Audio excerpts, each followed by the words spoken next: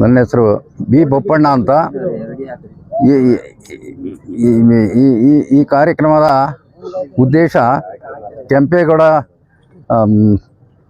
ಪ್ರತಿಭೆ ಪ್ರತಿಷ್ಠಾಪನೆ ಹಾಗೂ ಪ್ರತಿಷ್ಠಾಪನೆಗೆ ಅಡಿಗಲ್ಲು ಪೂಜೆ ಮತ್ತು ತಂಗುದಾಣ ಮೇಲ್ಗಡೆ ತಂಗುದಾಣದ ಒಂದು ಅಭಿವೃದ್ಧಿ ಇದು ಕೆಂಪೇಗೌಡನ ಅಡಿಗಲ್ಲಿನ ಪ್ರಯುಕ್ತ ನಾವು ಈ ದಿನ ಕಾರ್ಯಕ್ರಮ ಹಮ್ಮಿಕೊಂಡಿದ್ದು. ಈ ಕಾರ್ಯಕ್ರಮದಲ್ಲಿ ತಾವೆಲ್ಲರೂ ಭಾಗವಹಿಸಿದ್ರೆ ಭಾಳ ಸಂತೋಷ.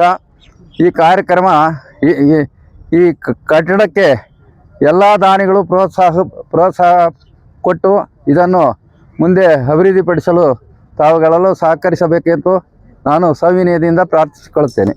ಎಲ್ಲರಿಗೂ ನಮಸ್ಕಾರ. ಈ ದಿನ ಒಂದು ಸುವರ್ಣಾಕ್ಷರಗಳಲ್ಲಿ ಬರಿಬೇಕು ಅಂತ ಅಂದ್ರೆ ನಂಗೆ ತುಂಬಾ ಸಂತೋಷ ಆಗುತ್ತೆ. ಯಾಕಂದ್ರೆ ನಾವೊಂದು ಕಾರ್ಯಕ್ರಮ ಮಾಡ್ತೀವಿ ಅಂತ ಹೊರಟಾಗ ನಾನು ಕೆಲವರ ಹತ್ರ ಮಾತಾಡಿದೆ. ಎಲ್ಲರೂ ನಮ್ಮೂರಲ್ಲಿ ಎಲ್ಲಾ ಜಾತಿಯ ಜನಾಂಗದವರು ತುಂಬ ಹೃದಯವಾಗಿ ಸ್ವಾಗತ ಮಾಡಿರು. ಅದೇ ರೀತಿ ಬಂದ್ಬಿಟ್ಟು ಇವತ್ತು ಎಲ್ಲಾ ತರದಾಗೂ ನಿಂತ್ಕೊಂಡು ನಮ್ಗೆ ಎಲ್ಲಾ ತರದಾಗೂ ಸಪೋರ್ಟ್ ಮಾಡಿ ಈ ಕಾರ್ಯಕ್ರಮ ತುಂಬಾ ಯಶಸ್ವಿ ಆಗ್ಲಿ. ಕೆಂಪೇಗೌಡರು ಒಬ್ರು ಮಹಾನ್ ವ್ಯಕ್ತಿ, ಈ ರಾಜ್ಯಕ್ಕೆ ಅವ್ರ ಕೊಡುಗೆ ಬಹಳ ಇದೆ.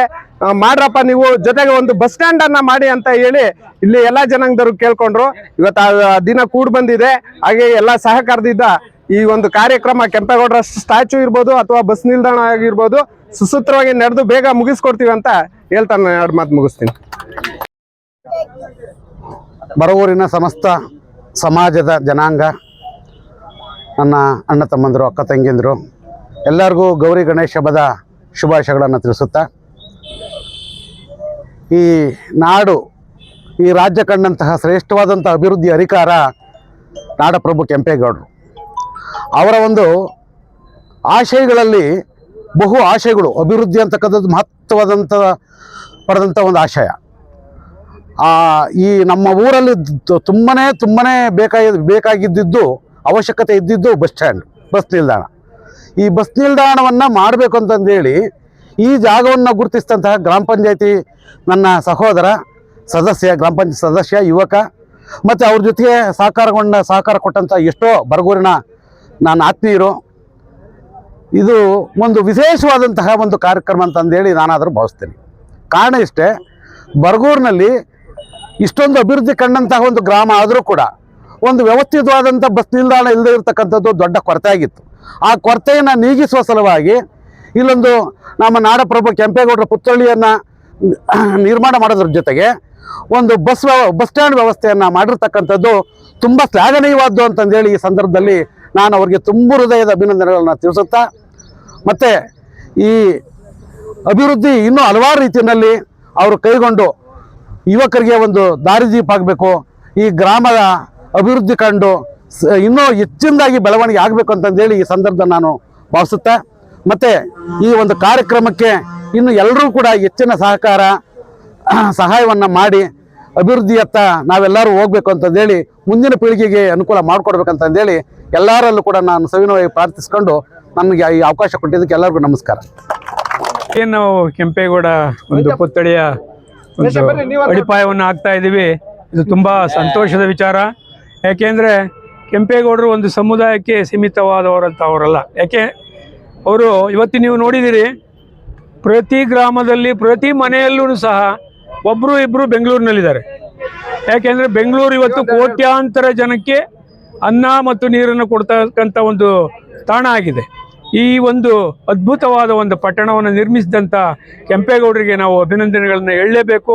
ಅಂಥವ್ರನ್ನ ಜ್ಞಾಪಿಸ್ಕೊಳ್ಳೋದಕ್ಕಾಗಿ ಬರಗೂರಿನ ಇವತ್ತು ಏನು ಯುವಜನತೆ ಈ ಒಂದು ಕಾರ್ಯಕ್ಕೆ ಪ್ರಾರಂಭ ಮಾಡಿದ್ದಾರೆ, ಅದಕ್ಕೆ ಶುಭವಾಗಲಿ.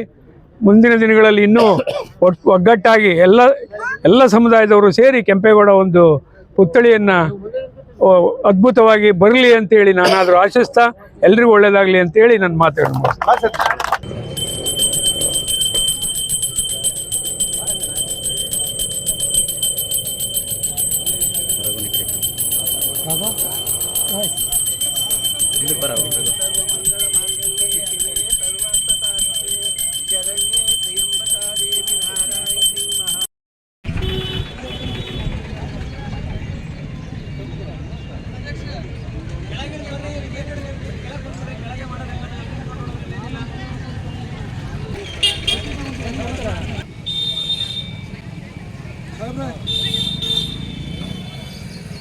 ಶ್ರೀದ ಪರಮೇಶ್ವರ ಹರ ಗುರು ನಮ ಪಾರ್ವತೀಪತಿ ಹರ ಹರ ಮಹಾದೇವ್ ಶಿವ ನಮ ಪಾರ್ವತೀಪತಿ ಹರ ಹರ ಮಹಾದೇವ್ ಹರ ನಮ ಪಾರ್ವತೀಪತಿ ಹರ ಹರ ಮಹಾದೇವ್ ಎಲ್ಲ ಹಾಕ್ಬಿಟ್ಟು